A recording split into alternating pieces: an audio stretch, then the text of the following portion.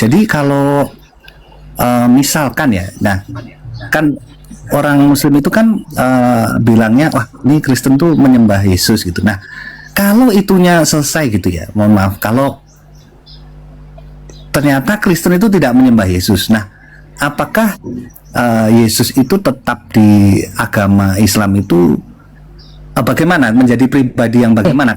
Kalau memang ini kan saya lihat kalau misalnya Yesus itu tidak disembah, kan sama ya tauhid atau monoteisme gitu, sama gitu. Nah, yang menjadi perbedaannya bagaimana tuh penganggapan orang Muslim kepada Kristen yang tidak menyembah Yesus itu bagaimana?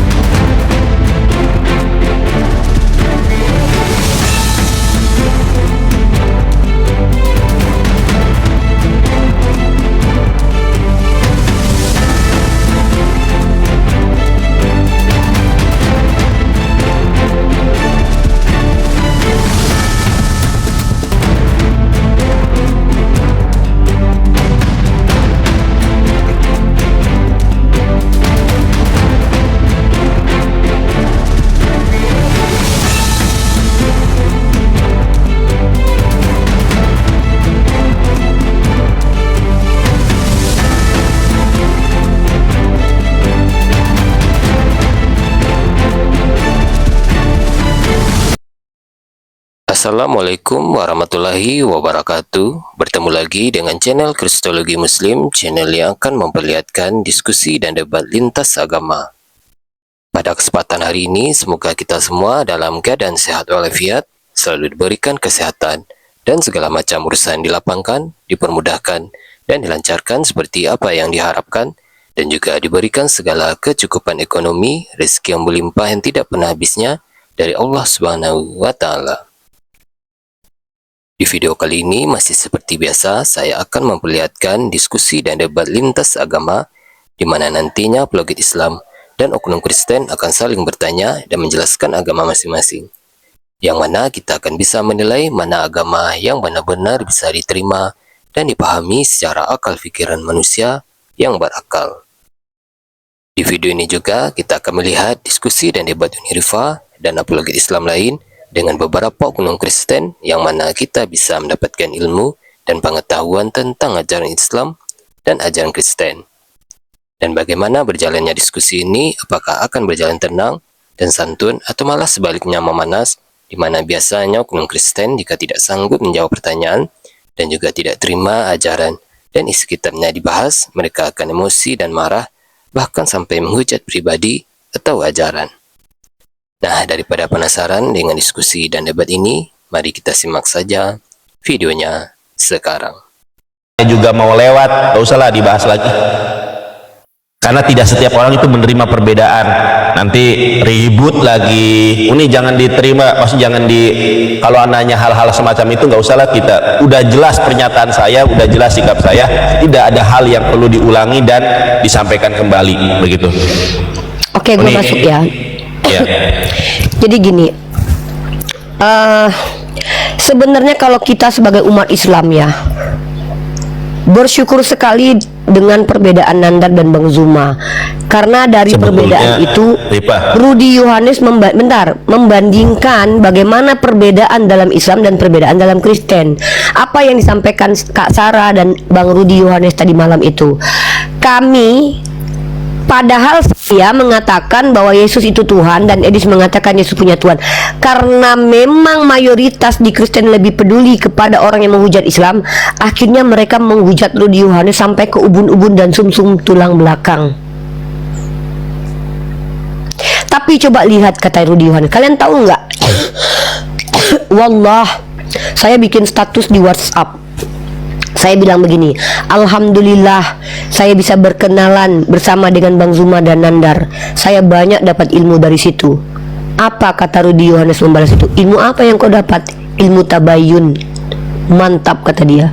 Makanya itu yang dia bilang, kalau di dalam agama saya, kami bukan malah disatukan, tapi malah dipecah, malah diimbau orang lain untuk membenci saya. Tapi Rudi Yohanes nggak tahu. Mungkin Rudi Yohanes nggak tahu bahwa ternyata ada beberapa orang Islam yang menyerukan supaya memblok saya dan Yonatan Nandar. Untung Rudi Yohanes nggak tahu itu. Dan andai pun Rudi Yohanes tahu, ya alhamdulillahnya cuma sedikit, cuma segelintir. Orang-orang yang kami rasa dia mungkin, mohon maaf, pengetahuannya jauh di bawah kami, mungkin. Karena kalau dia lebih berilmu daripada kami, mustahil dia begitu. Jadi jujur saya katakan, bukannya tidak ada oknum-oknum di dalam Islam, ada yang tidak bisa berbeda pendapat tuh ada.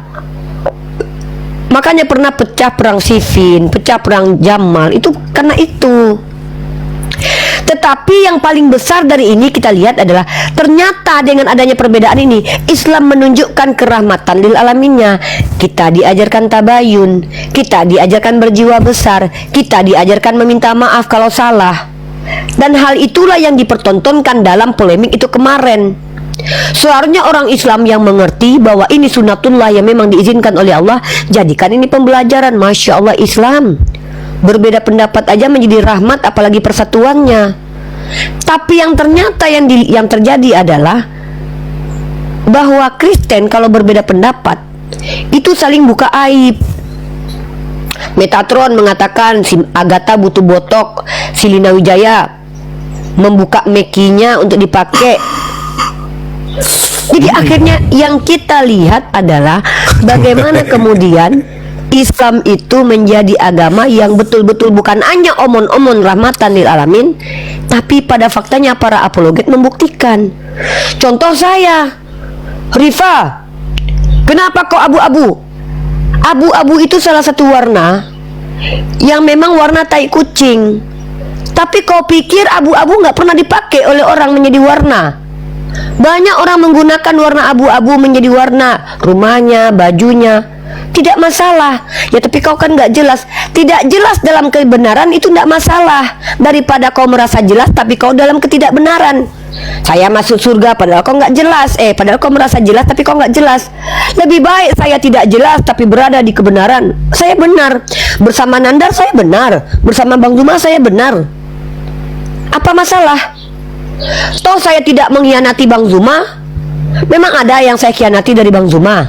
Bang Zuma tidak mengajak saya. Ada nggak yang saya khianati dari Nandar? Saya tidak menjelek-jelekan Nandar walaupun dia monyong. Pada faktanya memang dia monyong. Jadi ketika kalian mengatakan bahwa si Rifa abu-abu, katakanlah aku abu-abu. Daripada aku jadi walabu, lebih baik abu-abu daripada. Aku nggak mau orang banyak berdosa gara-gara menghujat lu, karena gua hampir kalau lihat postingan orang gitu YouTube tentang lu itu isinya hujatan semua tentang lu. Gua nggak, jadi gua kasihannya bukan sama lu, gua kasihannya sama dulu. Gua kasihannya itu bukan sama lu, tetapi sama netizen Muslim yang kemudian berdosa, berbuat jolim sama lu. Nanti di akhirat pahala mereka nanti keambil semua. Itu yang gua ini. Gua cerita sama lu. Mama gua nelfon kemarin. Mama gue nonton YouTube yang dibuat Julius, yang judulnya kenapa Uni Rifa kayak Oten, dan gue udah posting itu berulang dan gue udah komen di situ. Gue nggak ikhlas dengan judul ini. Ya, Julius harus minta maaf. Ini terlihat nggak, gue tidak peduli dengan Julius. Dia bertemu aja, dia umil hisab dengan gue nanti. Karena gue memang sudah, karena ini masalahnya, ini masalah orang yang berdosa gara-gara Julius. Dia buat YouTube yang judulnya adalah kenapa Uni Rifa kayak Oten. Dia potong video ketika gue tanya sama Blender, lalu dia komentari video itu dan di live itu menghujat gue. Mereka tidak bertanya kepada gue kenapa alasan gue begitu. Gue nggak bisa terima kalau ada orang yang gue tahu dia tidak begitu difitnah. Gue nggak terima Tante Mika difitnah menilap uang Matius 700.000. Ini Rifa, stop uang kita. itu. Nggak, ini harus diluruskan nih. Lu maju gue maju pokoknya sebagai kawan. Siapa Ya makanya musuhmu? enggak, gue jelasin dulu. Bukan, jangan gitu, jangan kayak gitu. Gue pernah kayak gitu dulu, nyesel gue. Gue pernah dulu gara-gara ada orang yang bilang kalau gue nggak suka sama orang, lu juga harus ikut. Enggak, soalnya lu benar. Kalau lu salah, gue gak bela. Nggak, ini gue selama jelasin lu dulu. benar, Ini masalah siapapun si musuhmu Tante gue Mika. hadapi. Enggak, ini masalah Tante Udah, Mika. Rifa, Tante Mika ini. Enggak, ini terakhir. Enggak apa-apa. Gue kan dari dulu biasa aja, biarin aja orang yang marah. Apa salahnya? Tante Mika gue harus bela dia. dibilang kalau si Tante Mika itu menilap uang Matius. Lah gua kaget, kok si Mi Kocok yang dituduh nilap uang Matius? Kalau ada yang difitnah menilap uang Matius, harusnya gua, karena uang itu sama gua di Mesia 350.000. Makanya itu yang sebenarnya masalah gua bukan perbedaan tentang 25 Desember. Gua sebenarnya lagi mau bertanya kepada orang yang bersangkutan yang menuduh Tante Mika menilap uang Matius. Kau yang bilang kalau si Mika gara-gara perbedaan ini lalu kau bilang si Tante Mika menilap uang Matius. Iya katanya kan. Wah, mana buktinya? Gue bilang nggak ada. Makanya gue tanya, si Mi Kocok ini nggak ada urusannya dengan uang. Mi Kocok ini aja sama gue nggak berani macam-macam sama gue. Duitnya Matius itu ada sama gue. Berkali-kali gue tanya, ada nggak yang tahu rekening Matius? Ketika Tante Mika minta rekening Matius, dikasih dia nomor rekeningku 123456778 katanya. Udah ini lagi pula hal ini sering disampaikan kau berulang kali. Nah kita juga Iya. Kadang di dalam dakwah ini, kadang oten ini oten ini kalau menghentikan kita nggak bisa, tetapi mereka itu punya strategi agar kita ini minimal dihentikan oleh orang Islam gitu. Ya minimal ya kita kan lagi bahas oten nih, tiba-tiba kita bahas saudara kita sendiri ya kan, gara-gara mereka berselisih atau gara-gara mereka menjolimi. Jujur ya, Julius itu jolim sama lu bisa tagih di akhirat terkait si Julius, karena lihat waduh komen-komennya itu menghujat lu semua, itu jolim. Mudah-mudahan Julius minta maaf sama lu karena itu sudah berbuat jolim ya, dan gua tidak mendukung sebuah kejoliman. Oke, kita stop bahas itu nanti nggak, kalau gua nanti apa loh, kadang-kadang kan gue mungkin dosanya terlalu banyak, pahalanya sedikit, jadi gue nggak mau rugi lah. Jadi gue nggak mau sekarang nih memperpanjang urusan, biar dia menikmati. Gue udah bilang kok gue nggak ikhlas, dan dia udah baca itu. Jujur gue nggak ikhlas dengan judul ini. Si Rifa kayak Oten kok ngeyel kali, lalu video gue dipotong lalu dikomentari. Itu gue nggak terima, dan di situ orang menghujat gue. Sebenarnya gue nggak masalah orang itu menghujat gue. Ipa, Handar, munafik, kafir, dapat uang dari pendeta. Gila kata kau. Waduh, aku lihat komenannya aja kadang, gue nggak mau balas itu, cuma baca aja komenannya. Waduh si Ripa ini. Rifa memang sombong, arogan. Rifa memang sok pinter. Dari dulu gua itu si paling sarjana, si paling mahasiswi. Nggak, gua bingung ya. Besok-besok kalau gua sempat dilantik jadi doktoral, gua nggak boleh ngaku. Oh, si doktor, ini si dosen. Gue takut gua ngaku mahasiswi aja dihujat, apalagi gua ngaku dokter ntar ya. Besok gua ngakunya Bunda Gembala aja lah, karena Bunda Gembala ini nggak ada status akademiknya, bahaya. Atau besok-besok gue ngaku akulah dia yang kau aniaya gitu ya, gitu kali. Dah. Jadi gitu. Jadi nggak, yang gue lihat setelah gue jadi apologet ini, setelah banyak orang yang menganggap gue itu mewakili mereka mencoba membuat gue seperti yang mereka mau gitu loh. Netizen ini kan gini, udahlah Uni jangan dibahas, udahlah ini, seolah-olah gua ini adalah orang yang akan gue nih independen loh, gue nih merdeka dari dulu, gue kan sendiri, lu tahu kan, gue berpartner lu karena seluruh banyak. Nggak, kenapa gue sering kesini, karena rata-rata komunitas Islam memban gue. Lu kan tahu para menolak gue gara-gara gue dianggap tidak layak kan, dan setelah gue di-ban, dan gue juga lu yang terima gue kan. Iya, karena gue melihat gini, gue itu melihat orang itu bukan dari aibnya. Kalau masalah aib, para apologet juga punya aib kalau kita bongkar-bongkaran ya. Cuma yang gue lihat itu lu potensi dan manfaat lu tuh untuk umat banyak, karena apa yang lu miliki nggak gua miliki.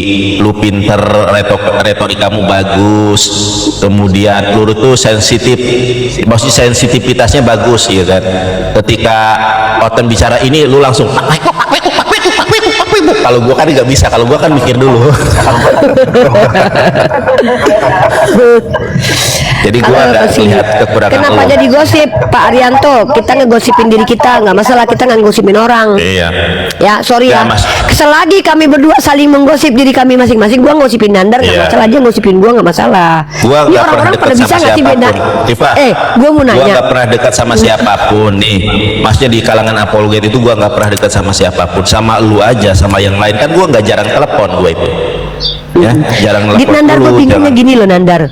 Kita ngomongin, gua ngomongin elo, lu ngomongin gua. Ini kok lu gosip ya? Kalau yang digosipin tuh orangnya di sini apa masalah? Kan nggak Iya. masalah. Kenapa sih yang nggak masalah jadi masalah sih sekarang Bahkan makanya Siripa itu pernah nih, gua ingat aja nih, kan banyak tuh apologet di atas di Komal ya. Pada suatu saat waktu banyaknya paus lewat, ya, gua ada di situ, yang lain juga ada di situ. Kan ada tuh yang mau naik, bingung gua siapa, Opung Rambe atau siapa. Ini siapa nih yang mau diturunkan, ya kan? Malah gua yang diturunkan, tapi gua nggak dendam, ingat kalau gue itu orangnya nggak dendaman.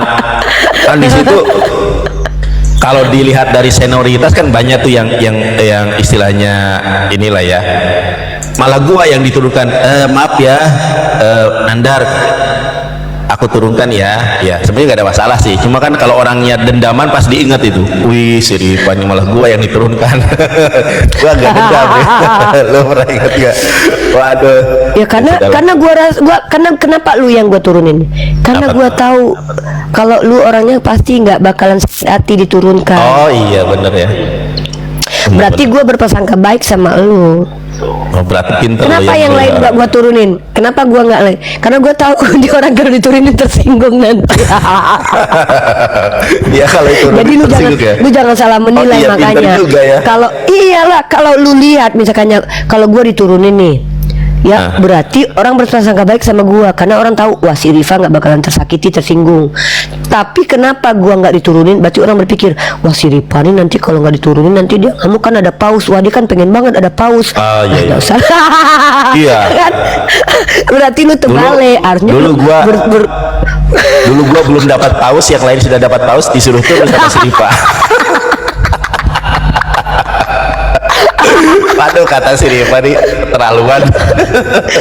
Dan lu tahu nggak Nandar? Dan gua gak pernah benci lu kan, buktinya gua gak benci lu kan. Enggak, Coba kalau gua enggak benci pernah. pasti makanya gua itu enjoy aja kalau masalah kayak gitu tuh enjoy aja. Ya karena gue menyadari hal itu. Nandar ini pertama dia orangnya nggak baper, yang kedua dia nggak dendaman, tapi dia nanti akan mengulangi itu supaya kita bermuhasabah diri. Iya, gua gak Nggak dendam ya. apa-apa itu. Gue juga gitu orangnya. Gue juga orangnya nggak dendaman, tapi gue inget-inget terus itu. Iya, yang lain sudah dapat paus semua pas gua naik. tapi Gua naik. gue tanya sama lu. Iya, gimana? Gue tanya sama, waktu lu gue turunin itu, gue minta izin nggak sama lu?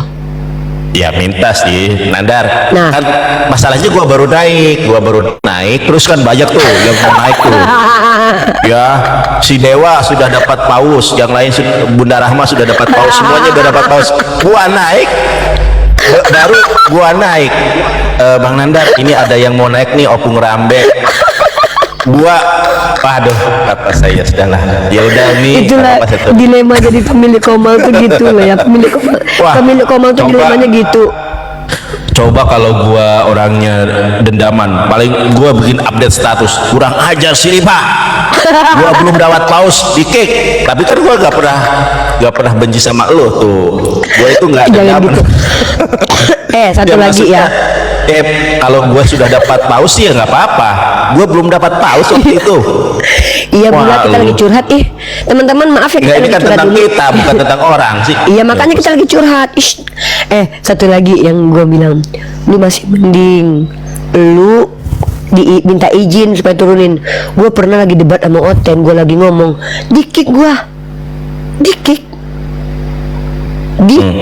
Lu tahu sama apologet Islam sendiri yang adalah lu. orang yang namanya besar di Komal gua. Namanya besar tuh di Komal gua. Dia tuh sering di Komal gua. Terus lu dendam. Dendam enggak, tapi ingat aja sih. Memaafkan sih Janganlah. mudah, tapi aku tidak akan lupa akan hal itu. Cier, dewa. Dan lu tahu nggak yang lebih parahnya lagi? Gua ditelepon sama pemilik Komal. Halo Uni, maaf, saya pikir tadi itu bercanda. Uni dikik, ternyata dikik beneran. Saya bingung, salah saya apa? Nggak ngasih tahu dia kenapa dia ngekik gua. Diam baik dia. Makanya gua kalau komal rame itu gua tuh takutnya begitu, gua salah. Makanya ini Bika, kalau komal rame lu handle sendiri ya, gua gak mau terlibat karena gua juga pernah merasakan itu.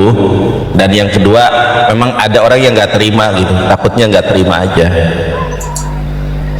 Iya, gue jujur gue bilang ya, ada berapa komal ya yang menolak gue waktu itu, dan gue nggak ngerti salah gue apa.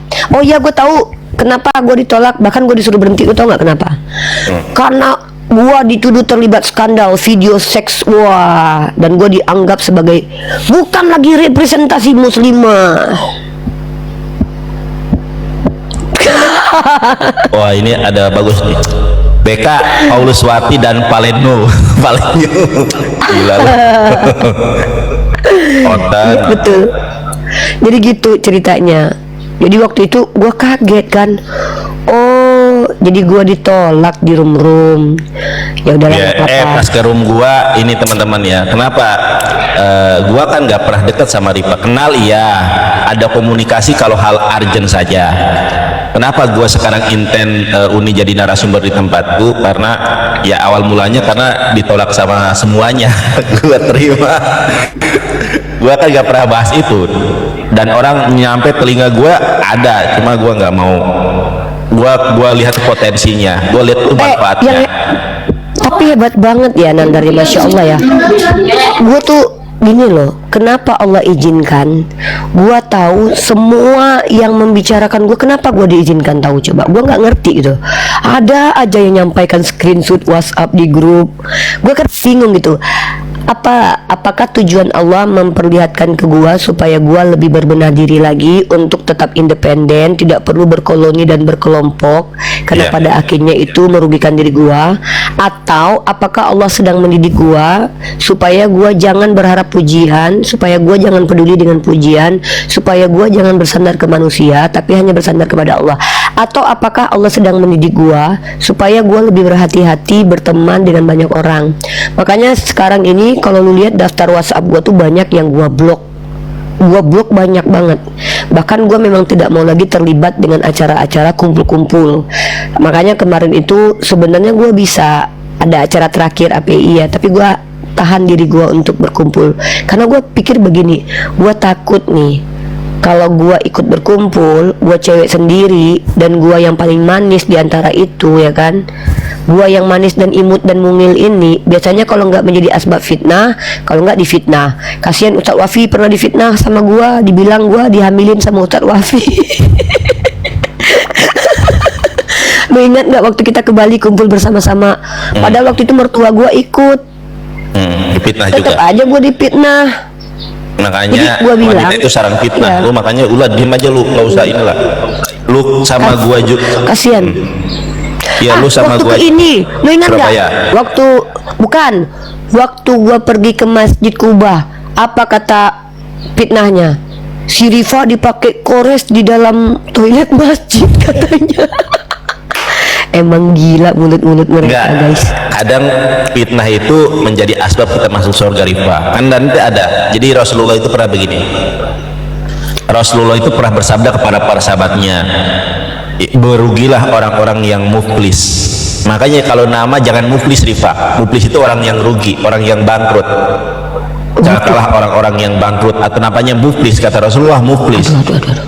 Para sahabat bertanya, ya Rasulullah, siapakah orang yang muflis itu, orang yang bangkrut itu? Apakah mereka yang dagangannya nggak laku? Oh bukan, kata Rasulullah tidak berbicara tentang dunia. Orang-orang yang muflis itu adalah orang-orang yang ketika di hari kiamat membawa pahala yang besar, membawa pahala sodakoh mereka, membawa pahala zakat mereka, membawa pahala puasa mereka, tahajud mereka. Tiba-tiba ada satu orang yang mengadu sama Allah. Muflis Ya kan? muflis pakai F, karena gua orang Sunda, gua itu orangnya nggak bisa bilang F. Ya, muflis. Muflis. Udahlah, gue ini orang Sunda itu nggak bisa bilang F. Ah lu gimana sih? Muflis, muflis. Orang itu ngadu sama Allah, ya Allah, si Rifa dulu pernah ngejolimin saya, ya Allah, ya.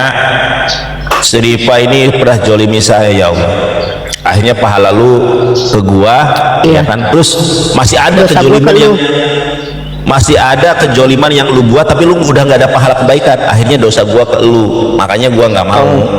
Iya, jadi lu batasi interaksi sama siapapun, sama gua juga batasi kalau berbicara hal-hal yang duniawi, kecuali berbicara tentang program Mesia, kecuali lu berbicara tentang program pemberdayaan apologet, selain itu batasi.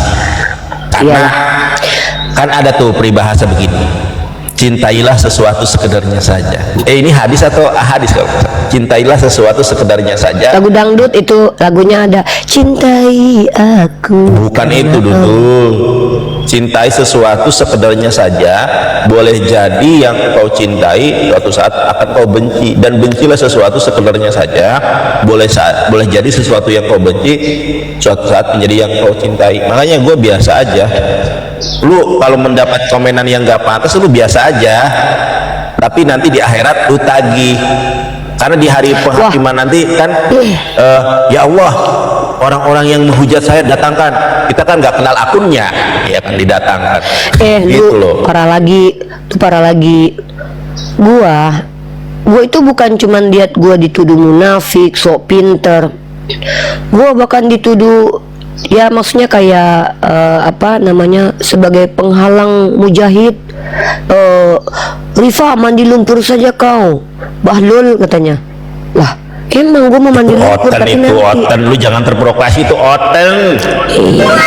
kan gue nggak bilang deh sama Toti. Yang penting gue kan lagi curhat, tentang yang kita hadapi sebagai seorang orang yang berusaha bicara dengan kekurangan kita. Tapi gue belajar di sini satu hal, Nandar. Gue nggak boleh menyalahkan mereka loh. Iya boleh. Nggak boleh. Kenapa? Ya karena bisa jadi kebencian mereka itu karena mereka terlalu cinta sama gua tadinya. Karena gua mengecewakan, akhirnya timbullah benci, kan gitu. Lu tahu kan kalau orang Ya kan gua bilang tadi, cintailah sesuatu sekedarnya saja. Gimana sih? Jadi kan gini nih. Jadi karena saking cintanya, tapi cintanya itu mereka berpikir kalau pokoknya kalau Bang Zuma bilang A pasti Ceripa bilang A, kalau Bang Zuma bilang B pasti Ceripa bilang B. Nah karena mereka melihat itu satu paket mungkin. Tapi ketika kita berbeda, terkoyaklah cinta mereka itu. Waduh, tidak bisa aku menerima ini. Dasar kau Nandar dan Rifa. Rifa, palen kedua, Rifa, logika kedua. Palen kedua, dasar logika kedua, dasar munafikun. Dasar kalau si Palen itu si Palen ini nyerang pribadi, ya, nyerang pribadi. Si logika juga nyerang pribadi. Lu jangan sampai menyerang pribadi, Rifa. Ini gua ngomong sama lu. Dan siapapun lu jangan. Maaf ya, gue sering ngatain lu nyemonyong lah. Masalahnya itu kenyataan. Iya, kalau gua sih nggak apa-apa dibilang itu, emang kenyataannya gitu kan. Kalau gua tanpa, makanya gua kenapa pakai efek jenggot buat menutupi kemonyongan gua. Enggak, kalau gua nggak pakai jenggot kan lihat muka gua nih. Kalau gua nggak pakai jenggot itu kan kelihatan monyongnya. Makanya kenapa gua pakai jenggot, untuk menutupi tuh. Ripa, kalau gua begini aja Ripa, tuh kelihatan monyong kan. Nah, hanya Nandar yang berhak monyong. Nah, kalau ada kumis, gua monyongnya itu ketutupi gitu loh. Coba kalau lu lihat, gitu. Tuh lihat, iya wah, monyong. Tapi jujur guys ya, Nandar itu orang, tapi hati-hati loh Nandar. Kita ini kan orangnya terbiasa berdua nih kayak dijadiin bahan candaan di circle kita dulu lah gitu kan. Tapi ternyata bahaya loh kalau kita itu diam saja ketika kita dihujat, seolah-olah ada di antara teman kita yang merasa kalau kita dihujat itu nggak masalah. Makanya gue takut berlebihan sama lu. Jangan mentang-mentang lu nggak marah gue katain monyong, gue nggak akan berani di atas itu. Ya kan kadang ada tuh orang yang temenan dekat sama kita, mentang-mentang dia tahu kalau gue nggak marah, tiba-tiba udah bikin aja kayak gini. Ya tuh, kita situasional aja. Istilahnya kita situasi dan kondisi, kita tahu nih posisinya sedang bercanda atau serius. Dan kita nggak usah baperan. Banyak banget pembelajarannya ya dari kehidupan perapologetan ini selama 7 tahun ini, Masya Allah. Tapi gue masih belum cukup ilmu, gue harus belajar ini belajar itu. Makanya gue bilang Kemarin gue Intinya gini cerita lagi nih Pak, curhat. gua prinsipnya begini, siapa yang dimuliakan Allah tidak ada satupun yang menghinakan dia, dan siapa yang dihinakan Allah tidak ada satupun yang dapat memuliakan dia. Intinya begini, selama lu bener kerjakanlah, tapi kalau lu nggak bener, kalau lu salah, gua juga angkat tangan. Selama lu bener gua bela, tapi kalau lu udah melenceng gua juga nggak bakal bela, ya nggak? Gue aja nggak bela lu. Ya pokoknya kalau lu melenceng gua nggak bela. Jangankan lu siapapun, kalau melenceng dari ajaran Islam gua nggak bakal bela. Ya udahlah, kita sapa sekarang ya. Ajaran Islam gua nggak bakal bela. Halo Pak Ya, MR Adeston, silakan Pak perkenalkan agamanya. Ya, selamat pagi Uni Rifa dan Pak Yonatan. Kenalkan, saya Adi dari Kristen saya. Oke. Saya tadi malam lewat di itu ya, live-nya Uni, Pak Rudi dan siapa itu? Siapa ya? Itu tentang Tritunggal dan Oneness. Nah, itu kan menarik juga. Saya tadi malam mau komentar tapi memang sudah selesai ya. Nah, kalau saya itu menganutnya, saya Kristen tapi saya menganutnya tetap monoteisme. Jadi yang saya sembah hanya Bapa, sesembahan itu hanya Bapa. Jadi Yesus Kristus itu sepemahaman saya, Kristen itu seperti Yesus. Jadi bukan secara sesembahan begitu ya. Jadi yang saya anut seperti itu. Nah, juga yang saya pelajari, logos itu memang bukan inkarnate. Jadi maksudnya adalah firman yang menjadi manusia itu kan salah terjemahan juga ya. Jadi firman yang menjadi sarks, daging gitu. Jadi yang saya pahami tidak secara menjelma, tapi maksudnya adalah firman Allah itu, firman Bapa itu mendarah daging, berhasil diterapkan di dalam kehidupan Yesus Kristus itu. Nah, kalau dalam artian Kristen itu adalah ya kita berusaha sama seperti Yesus menjalani cara hidupnya gitu. Jadi hodos itu maksudnya the way, cara hidup dia, cara dia berperkara, cara menyelesaikan perkara. Nah, jadi saya sih ya mengikutinya seperti itu aja. Nah, yang saya mau tanyakan itu, mohon maaf, jadi kalau misalkan ya, nah kan orang Muslim itu kan bilangnya, wah ini Kristen tuh menyembah Yesus gitu. Nah, kalau itunya selesai gitu ya, mohon maaf, kalau ternyata Kristen itu tidak menyembah Yesus. Nah, apakah Yesus itu tetap di agama Islam itu bagaimana, menjadi pribadi yang bagaimana? Kalau memang nah ini kan saya lihat kalau misalnya Yesus itu tidak disembah, kan sama ya tauhid atau monoteisme gitu, sama gitu. Nah, yang menjadi perbedaannya bagaimana tuh penganggapan orang Muslim kepada Kristen yang tidak menyembah Yesus itu bagaimana? Terima kasih. Oke. Pertama saya tanggapi dulu dari 3 aspek. Pertama saya tanggapi narasinya dulu. Dari narasi yang Bapak sampaikan itu, saya menganggap semua yang Bapak sampaikan itu adalah narasi yang secara alkitabiah ada dasarnya, dan secara esensi memang seperti itu, dan memang tak bisa dibantah. Karena pernyataan Bapak bahwa Yesus itu bukan menjadi ya, kemudian dia bukan menjelma secara penuh, tapi kemudian dia adalah bukan setara dengan Sang Pencipta, itu sesuatu yang bisa dimaknai secara filosofi esensial yang tidak bertentangan dengan rasional. Maka kalau seandainya Bible itu kitab suci, maka saya kalaupun tidak ada Al-Quran, tidak ada kitab suci lain, saya akan ikut pemahaman Bapak kalau Bible itu kitab suci. Karena saya mempelajari Bible. Pertama secara esensi, Bapak bicara sesuatu yang memang secara esensi begitu. Banyak sekali ayat yang membuktikan bahwa Yesus tidak setara dengan Bapa sebagai pencipta.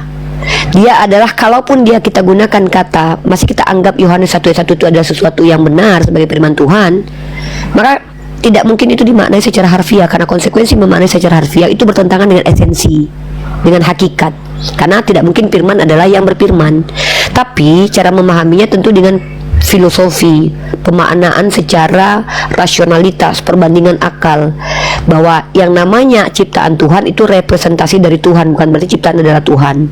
Nah, terlepas dari saya menanggapi isi muatan dari diksi Bapak, sekarang saya menanggapi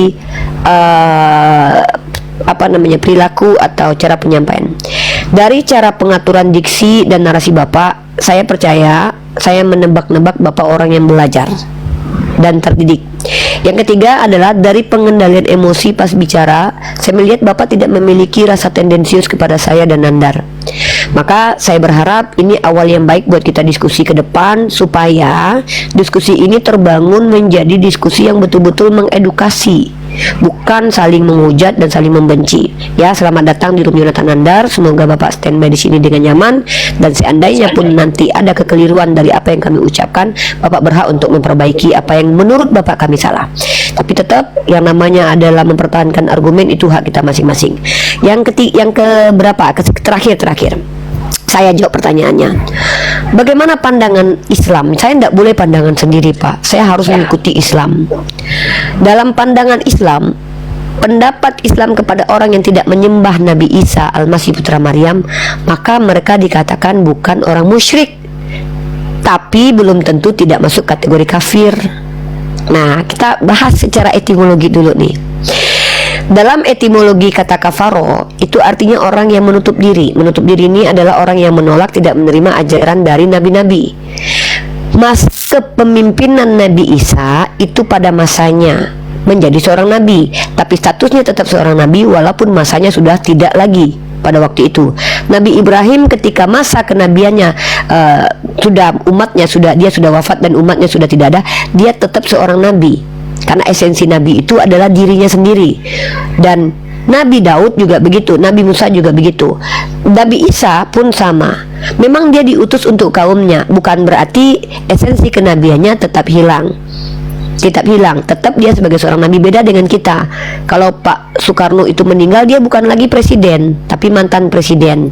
Tapi kalau nabi beda, dia tetap sebagai seorang nabi, karena nabi itu adalah esensi dia sebagai seseorang yang memiliki karakter dan sifat dan juga otoritas memimpin kaumnya masing-masing. Karena ini nanti sampai ke yaumil his, dia akan bersama dengan kaumnya masing-masing, maka kenabiannya tidak berhenti. Nah, tapi kalau kita bicara tentang Nabi Isa Al-Masih Putra Maryam, bagaimana kalau ada orang yang tidak menyembah kepada Yeshua atau tidak menyembah kepada Yesus? Saya katakan, oke, dia berlepas diri dari istilah musyrik, tapi belum tentu lepas dari istilah kafir. Nah, Bapak dalam pandangan agama saya, karena Bapak tidak berpatokan kepada Al-Quran sebagai kalam ilahi, tidak mengikuti kaidah yang diajarkan Nabi Muhammad SAW, tidak menyembah kepada Allah Subhanahu wa Ta'ala, tapi Bapak mengikuti Bible, yang mohon maaf dalam pandangan Islam adalah kitab yang ditulis oleh banyak orang yang bercampur antara yang hak dengan yang batil. Maka cara menguji mana benar mana batilnya itu pakai Al-Quran, karena Tuhan tidak mungkin mengizinkan dan membiarkan kita sesat berlama-lama. Maka kita ambillah Al-Quran, kalau sejalan dengan Al-Quran itu kebenarannya. Nah, masalahnya adalah Bapak tidak percaya Al-Quran, Bapak tidak percaya Nabi Muhammad, tapi Bapak tidak menyembah kepada Yesus. Nah, jadi Bapak diistilahkan sebagai orang yang kafir, tapi belum tentu musyrik. Sementara orang Kristen mayoritas itu ada beberapa gelar bagi mereka. Satu, mereka kafir karena mereka menolak ajaran Nabi Muhammad. Kedua, mereka musyrik karena mereka menyekutukan Tuhan. Ketiga, mereka jahil karena mereka mengamalkan sesuatu yang tidak ada panduannya. Keempat, mereka fasik, mereka keluar dari pandangan apa yang diajarkan Yesus dalam kitab kalian. Selanjutnya, mereka zindik, mereka mengada-adakan sesuatu yang mereka tidak pernah dapatkan. Kemudian selanjutnya banyak istilah itu, kafir, musyrik. Nah, kalau Bapak, mungkin Bapak tidak termasuk yang jahil, karena ketika Bapak mengamalkan sesuatu, Bapak ada sandarannya. Tapi bisa jadi Bapak ini adalah kaum kafir yang sedang fase-fase mencari tahu yang akan berada di jalan yang benar. Jadi saya tidak pernah tahu itu. Jadi dalam pandangan agama saya Islam, selagi Bapak menolak satu nabi saja di antara semua nabi yang diberitakan oleh Al-Quran, saya sebagai seorang muslimah saja Pak, saya beriman kepada Nabi Muhammad SAW, tapi saya tolak kenabian Isa Al-Masih, saya kafir. Jangan nabi deh, saya tolak malaikat Jibril sebagai malaikat, saya kafir. Bahkan itu ditetapkan dalam Al-Quran, bahkan dikatakan sebagai musuh Allah. Jadi Bapak tetap disebut sebagai kaum kafir, karena kata kafir ini bukan kata yang keji sebenarnya. Ini istilah Allah kepada hamba-hambanya yang sudah diberikan petunjuk tapi menolak, disebut dengan kafir dari kata kafaro, menolak dan menutup diri. Wallahu alam bisawab. Ya, apakah masih boleh bertanya atau sudah harus selesai? 1001 pertanyaan dari Bapak untuk saya, insya Allah saya mampu jawab, saya jawab. Kalau saya tidak mampu jawab, nanti saya cari di Google jawabannya. Jadi kalau posisinya kan jadi begini ya, jadi posisinya kan kalau sesuai dengan omongan Paulus, hanya ada satu Allah, yaitu Bapa yang daripadanya lah sumber, dan hanya ada satu Tuhan. Bukan, itu kan aslinya Lord, Master, Kurios ya. Jadi yang saya pahami hanya ada satu Tuhan, Esa Allah kita, Esa pula perantara kita. Nah, kemudian yang saya pahami, Tuhan, kalau di Islam itu, jadi saya menyamakan begini, jadi kalau di Kristen semestinya tuannya, majikannya itu Yesus. Nah, kalau di Muslim itu majikannya Muhammad, tuannya maksudnya ya, panutannya. Nah, kemudian orang Kristen, apakah salah kemudian mengikuti Tuhan Yesus Kristus sebagai Tuhan, sebagai panutan? Apakah ada perbedaan ajaran antara ajaran Yesus dengan ajaran Muhammad? Kita tidak melihat ini ya, tidak usah ditarik dari perjanjian lama atau ini, tapi kita mungkin barangkali fokus di kitab Injil, misalkan ajaran Yesus, apakah ada yang berbeda dengan ajaran Muhammad misalkan, seperti itu. Terima kasih. Oke, pertama saya apresiasi pertanyaan yang bagi saya ini pertanyaan mahal dan pertanyaan mewah ya, karena kalau tidak ada pertanyaan ini, apa yang saya pahami tentang jawaban ini belum tentu bisa saya sampaikan. Terima kasih pertanyaannya. Artinya saya berterima kasih atas pertanyaan ini. Bagi saya ini pertanyaan mewah. Pertanyaan Bapak adalah, salahkah kami Kristen mengikuti Yesus dan apakah ajarannya berbeda dengan ajaran Islam? Begini Pak, kalau saya percaya kepada apa yang diberitakan Al-Quran dan hadis, maka saya percaya bahwa yang namanya Nabi Isa dan disebut secara Yunaninya Isous itu mustahil mengajarkan ajaran yang berbeda dengan Nabi Muhammad. Pasti sama. Masalahnya adalah, dari mana kita tahu bahwa apa yang Bapak terima sebagai ajaran itu adalah ajaran Yesus? Bagaimana cara kita memastikan itu? Kalau pertanyaan itu dibalik kepada saya, dari mana Uni tahu kalau yang Uni ikuti ini ajaran Muhammad Sallallahu Alaihi Wasallam? Saya mampu menjawab. Kaidah yang saya gunakan kaidah ilmiah, epistemologis, yang tidak bertentangan dengan rasional, tidak bertentangan dengan dunia akademik. Apa metodenya yang saya gunakan? Pertama, al-isnad minad-din. Kami tahu pasti siapa pemberi informasi tentang hal yang kami ucapkan. Contoh, Rifa kau sholat, betul. Di Al-Quran cuma diperintahkan sholat, tapi tak diajarkan caranya. Siapa yang ngajarkan kau sholat? Nabiku. Oh, dari mana kau tahu? Menurut si A, si B, si C, si D. Kemudian diuji secara ilmiah, ternyata betul-betul orang yang hidup sejaman dengan itu dan tidak ada yang bisa membantah itu. Maka setidaknya saya punya sandaran dalam bicara bahwa apa yang saya lakukan sepanjang hidup keberagamaan saya betul-betul mengikuti Nabi Muhammad. Maka saya tidak berdusta dengan lisan saya ketika saya katakan umatnya Muhammad SAW. Tapi Bapak akan menjadi polemik bagi Bapak sendiri ketika Bapak bilang saya mengikuti Yesus. Maka pertanyaannya, Yesus yang mana? Yesus yang bagaimana? Dari mana tahu kalau itu dari Yesus? Maka ini masuk dalam ranah jawaban dalam unsur-unsur epistemologis. Siapa, mengapa, di mana, bagaimana, dan apa. Saya tanya ke diri saya, Rifa, apa ajaran Muhammad SAW, Al-Quran dan hadis? Siapa yang memberitahu? Saya akan sebutkan nama. Dan nama ini kalau dicek secara sumber pun nama-nama yang masyhur, dikenal sebagai memang tokoh-tokoh Islam. Salah satu contoh, dari mana kau tahu bahwa ternyata bahwa nih ya, barang siapa menceritakan hadis dariku yang mana riwayat itu diduga adalah kebohongan, maka dia perawi adalah salah satu dari para pembohong tersebut. Nih, berarti ajaran Islam itu ada. Loh, siapa yang ngajarin itu, Rifa? Muhammad Abdullah sallallahu alaihi wasallam. Siapa yang bilang? Saya akan sampaikan dalam kitab Imam Bukhari. Dari mana Imam Bukhari tahu tentang itu, atau dari Sahih Muslim? Dari mana itu tahu? Pertama, dia mendapatkan informasi yang awalnya dari Abu Bakar bin Abu Syaibah. Dia menceritakan kepada Waqi menceritakan kepada Syu'bah menceritakan kepada Al-Hakam menceritakan kepada Abdurrahman, sampai kepada si penulis kitab ini. Lalu nanti ada jawaban begini, Allah, berarti kalian percaya dari perkataan menurut si anu. Oke, setidaknya kami ada menurut si anu. Mari kita uji. Bagaimana kalian bisa membuktikan bahwa si anu itu tidak sedang berdusta, si anu itu salah mengutip, si anu itu tidak salah menyampaikan? Oke, maka ternyata di dalam Islam kitab sahih itu ada 9 kitab. Artinya orang-orang itu mendengarkan dari banyak orang, disebut dengan mutawatir. Maka hadis yang kedudukannya mutawatir, isnadnya jelas, matanya tak bertentangan dengan Quran, maka ini disebut hadis sahih. Maka ini kedudukannya di bawah Quran, levelnya tinggi. Ibarat kata kalau ada kata nomor 1 ya nomor 2.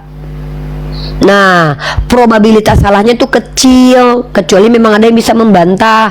Bukannya tidak ada hadis sahih yang dibantah oleh para ulama kemudian yang didoifkan oleh ulama selanjutnya. Ada, tapi biasanya seluruh hadis itu biasanya berkaitan bukan dengan hal yang menjadi asbab batalnya keislaman, kecuali yang betul-betul sudah diakui masyhur, sahih, tidak ada pertentangan sedikit pun di kalangan ulama, dan ternyata itu menyangkut hal tentang sholat atau ibadah lainnya, maka itu tidak akan ada yang betul-betul mampu menentangnya. Jadi begini cara kami secara akademik. Nah, Bapak tanya sama saya tadi, sebenarnya kalau saya mau jujur sama Bapak, dan mungkin kejujuran saya ini keburu saya lupa nih. Nah, berbicara tentang hadis, apakah hadis itu tafsiran Al-Quran ya? Bukan. Hadis itu adalah pengajaran Nabi Muhammad dan perbuatan Nabi Muhammad yang disampaikan kepada para sahabat, yang kemudian disampaikan kepada generasi seterusnya. Apakah muatan hadis itu melulu adalah penjelasan tentang Quran? Bukan hanya itu, tapi apa yang menjadi anjuran-anjuran dalam dunia beramal untuk Allah, beramal berhablu minannas dan hablu minallah, semua aspek kehidupan. Nah, terus saya lanjut tadi itu pertanyaan Bapak nih. Sebenarnya kalau sebentar ini. Nah, kalau hadis itu, mohon maaf, apakah ada, nanti kita bahas hadis itu lebih mendalam. Hadis satu dan nanti, hadis yang lain, apakah pernah ada yang kayak kontradiktif satu sama lain? Pernah ada nggak? Kalau hadis sahih dengan hadis sahih itu saya belum menemukan ada yang kontradiktif. Antara kalau ada, mari kita bahas. Ya, boleh kita bahas sedikit. Saya mungkin Bapak boleh mengkaji itu. Kalau Bapak ingin lihat ada yang coba menyerang Islam tuh, ada orang-orang Syiah yang sering menyerang hadis tuh. Kalau Bapak ingin membuktikan secara ilmiah memang ada hadis yang kontradiktif, silakan Bapak. Saya arahkan Bapak malahan cari orang Syiah yang suka menjelek-jelekkan hadis tuh, ya. Bahkan saya senang tuh. Saya mau menjawab pertanyaan tadi, tapi mohon maaf, mungkin jawaban saya ini kurang menyenangkan. Saya berharap Bapak jadikan ini sebagai obat, karena yang namanya obat itu pahit, tapi kadang-kadang pil pahit itu harus ditelan. Kalau Bapak tolak, saya tidak masalah. Jadi kalau Bapak bertanya, saya membaca Bible, mohon maaf Pak dengan sangat, Kalau bapak-bapak betul mengatakan bapak pengikut Yesus, maka bapak sedang merugikan diri sendiri dan merugikan orang lain. Kenapa saya bilang begitu? Karena ketika saya membaca kitab bapak, mohon maaf, salah satunya mungkin ini ya, karena saya kan pengkaji kitab bapak, saya mempelajarinya bukan hanya secara tekstual, tapi saya pun mempelajari secara kontekstual. Artinya saya juga membaca bagaimana pandangan orang Kristen terkait ayat itu. Makanya saya bilang metode saya itu adalah tekstual, kontekstual, dan faktual. Bapak kalau seandainya betul-betul bertanya, apakah ada ajaran Yesus dalam perspektif Bible dengan Islam bertentangan? Banyak. Di Islam itu tidak diajarkan zolim terhadap diri sendiri, tapi di Bible banyak sekali ayat yang mensupport kezoliman terhadap diri sendiri. Salah satu ayat yang tadi malam kita angkat, jangan melawan orang yang jahat kepadamu, melainkan apabila ditampar pipi kirimu kasih kanan. Itu tidak berlaku dalam Islam. Di dalam Islam bahkan zolim kepada dirimu itu diharamkan, karena yang namanya perbuatan zolim itu tidak diizinkan. Salah satu bentuk kezoliman adalah ketika kau sudah tahu kau mau ditabrak mobil tapi kau diam, tidak ada usahamu untuk lari dari situ. Ketika kau tahu orang kau ditampar tanpa ada kesalahan, tapi kau tidak melawan, malah kau berikan sebelah lagi pipimu untuk menormalisasi kejahatan. Maka di dalam Islam justru yang disebut dengan ajaran kasih itu adalah bersikap adil, adil kepada diri sendiri dan adil kepada orang lain. Tapi di dalam Kristen banyak sekali diksi-diksi ayat yang mungkin multitafsir dan kemudian dikembangkan oleh para apologet Kristen penafsirannya.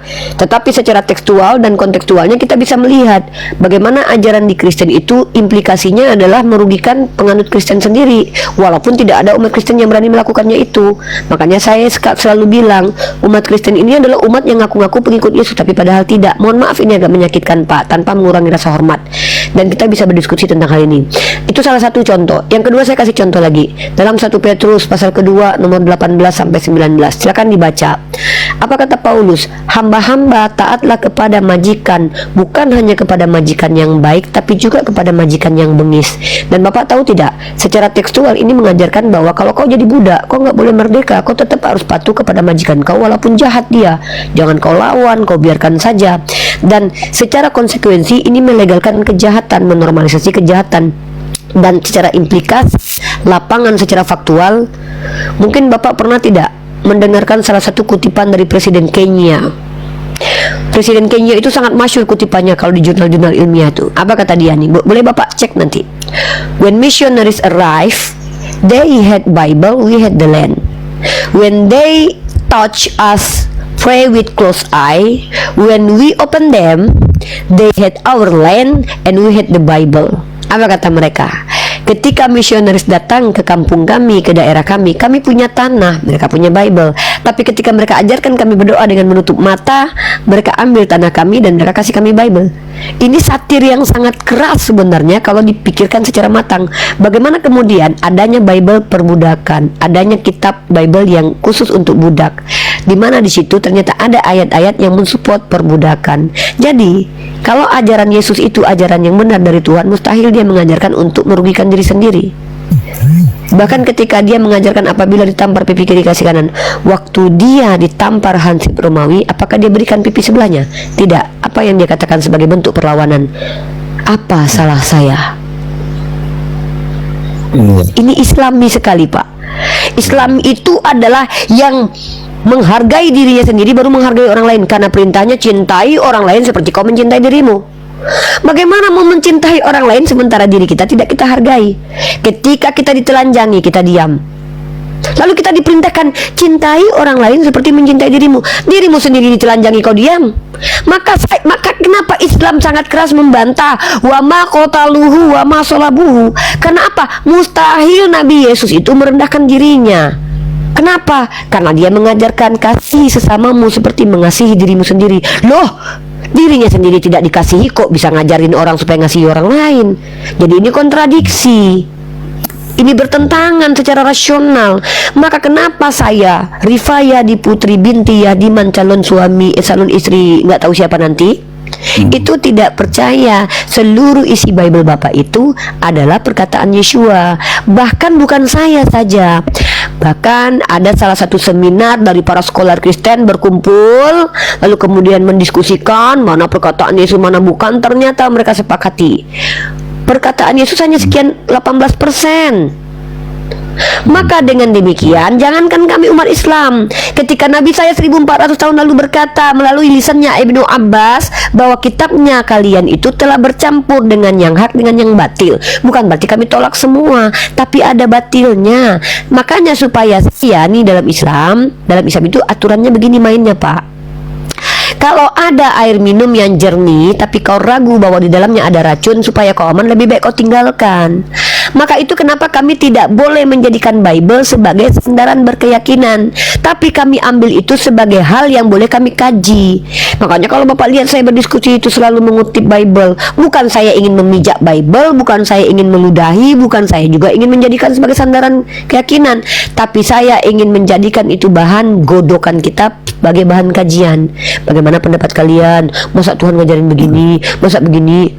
Itulah Pak kedudukannya kitab Bapak, agama Bapak dalam pandangan saya sebagai seorang muslimah yang dikatakan manis oleh banyak orang, yang walaupun mengatakan manis itu adalah orang yang terpaksa, Pak. Saya tahu itu. Nah, ini Rifa, kalau sepemahaman saya sih Yesus itu kan tidak pernah ini ya membuat omongan sendiri. Jadi dia hanya melanjutkan apa yang sudah tertulis terdahulu. Nah, dia selalu mengutip perkataan yang sudah pendahulunya kan. Karena ya Pak juga pasti setuju bahwa dia tidak pernah berkata-kata dari dirinya sendiri.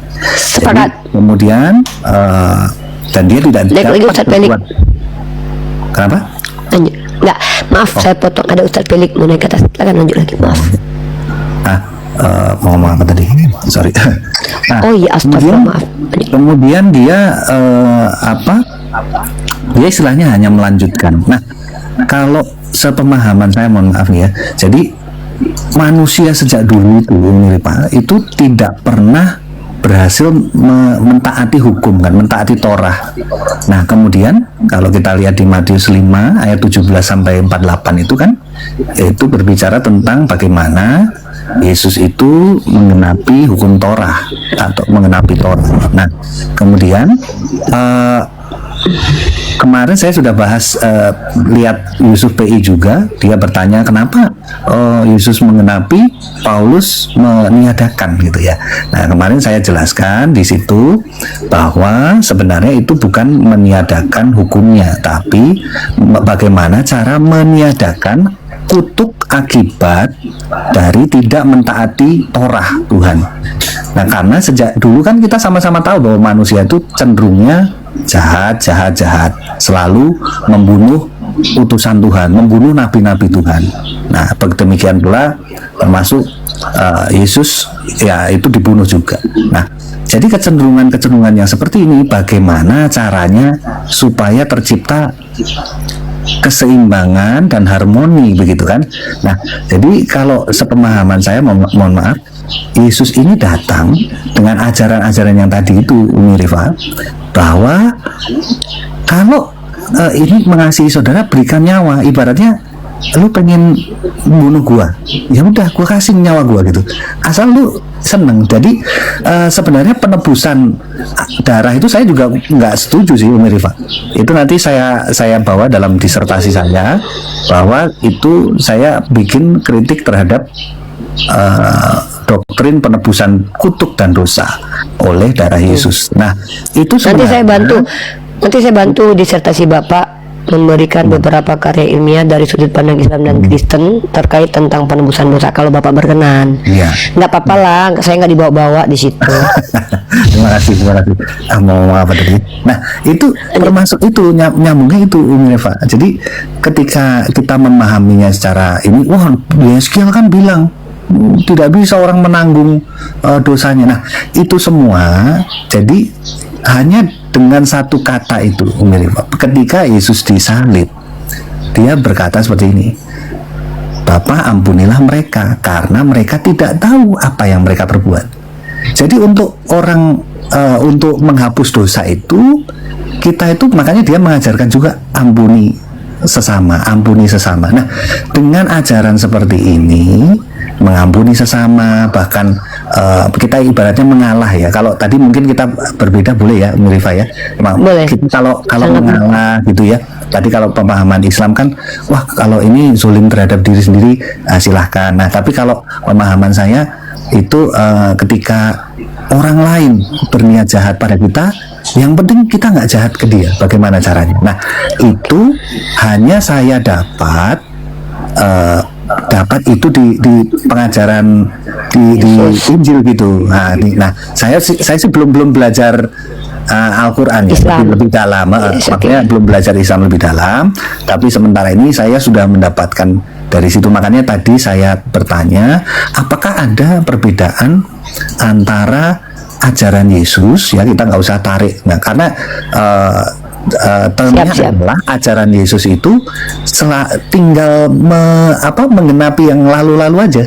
Jadi firman Tuhan apa ya, dia mengenapinya bagaimana ya, dia kasih tahu cara mengenapi yang tertuang dalam dua hukum kasih itu, kasih Tuhan dan kasih sesama. Nah, kemudian tadi makanya saya bertanya, apakah kemudian ada pergeseran atau perbedaan ketika beralih ke zamannya Nabi Muhammad? Saya setuju banget Umi Rifah bahwa mesianik itu per zaman.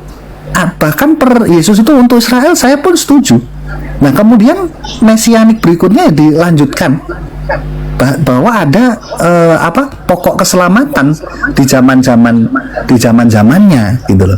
Jadi harus ada yang melanjutkan. Nah, kalau bagi umat Muslim mungkin Nabi Muhammad yang menjadi mesianik gitu loh di zamannya. Kalau tidak ada sebutan itu ya mungkin kita bisa sebutnya pokok keselamatan, jadi panutan keselamatan, juru keselamatan atau juru arah keselamatan itu ya, seperti itu mungkin ya. Terima kasih Umi Irfan. Saya akhiri diskusi dan debat para pelogit Islam yang telah memberikan kita ilmu dan pengetahuan tentang ajaran Islam dan ajaran Kristen. Semoga ilmu yang kita dapat dari diskusi dan debat ini dapat membentengi kita dari pemutatan, yang mana pada saat sekarang banyaknya misionaris mencari muslim yang awam untuk dimurtadkan. Saya akhiri video ini. Terima kasih kepada saudara-saudari muslim semua yang telah mengikuti diskusi ini sampai habis.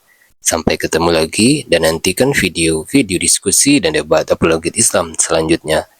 Assalamualaikum warahmatullahi wabarakatuh.